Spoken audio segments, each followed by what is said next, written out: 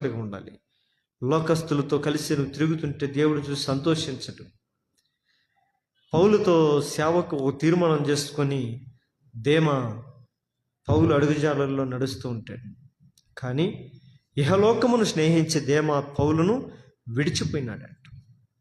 మనం ఈ లోకంతో ఎక్కువ స్నేహం చేశామంటే మనకు దేవుని సన్నిధి వ్యక్తంగా ఉంటుంది, ఇష్టం ఉండదు, కష్టంగా ఉంటుంది, బాధగా ఉంటుంది. అపవాది అలా చేసేస్తారు. దేవుని మందిరానికి వెళుదాము రండి అని ఒకవేళ మిమ్మల్ని పిలిచామంటే మీకు చాలా ఇబ్బందికరంగా ఉంటుంది.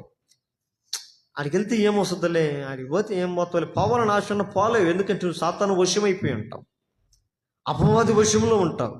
వెళ్ళాలని ఆశ ఉంటుంది. మోకాళ్ళ మీద పడి దేవుని సన్నిధిలో ప్రార్థించి కన్నీళ్లు గార్చి ఆయన జీవితంలో నా జీవితంలో కార్యాలు పొందుకోవాలని ఆశ ఉంటుంది. కానీ వెళ్ళలేవు, చేయలేవు.